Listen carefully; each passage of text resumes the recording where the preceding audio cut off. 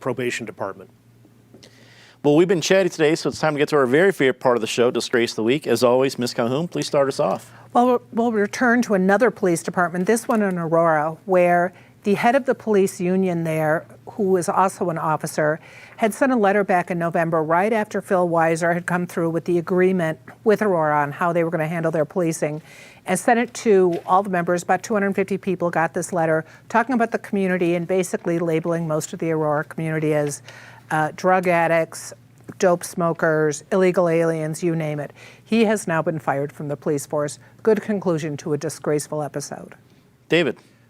Some people say the new Olympics in Beijing are as bad as the 1936 Olympics in Nazi Germany, but that's really unfair, because when the 1936 Olympics took place, Hitler was persecuting Jews and had a totalitarian regime, but his genocide didn't start until 5 years later in 1941.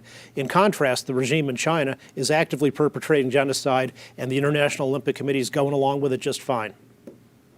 Eric, we go to you for your Disgrace of the Week.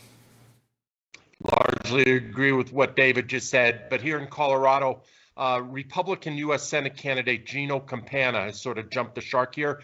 Had an interesting announcement yesterday that he had brought Kellyanne Conway aboard his campaign as an advisor. So I'm going to be curious what that campaign's now approach is going to be to quote unquote alternate facts. Lucille, we go to you for your Disgrace of the Week. My Disgrace of the Week is our lack of communal support for both teachers and students.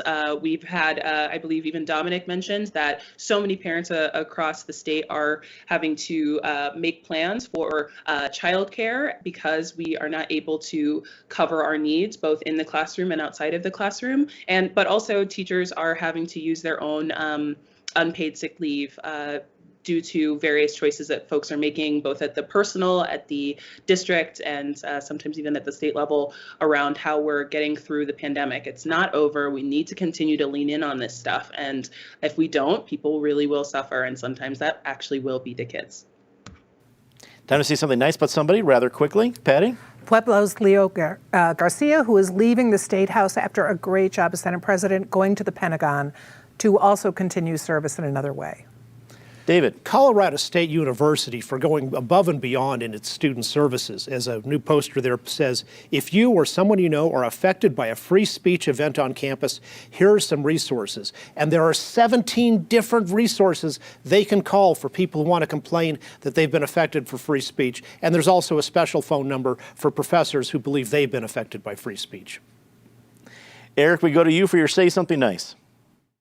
I know you, Dominic, are getting ready to pay tribute to a prominent Coloradan who passed away this week. Let me mention one different name, Ed Benton, a longtime civic leader in Denver, prominent attorney, came up from nothing, came up from bootstraps, humanitarian, just a wonderful individual, former Denver school board member, passed away in his 90s earlier this week.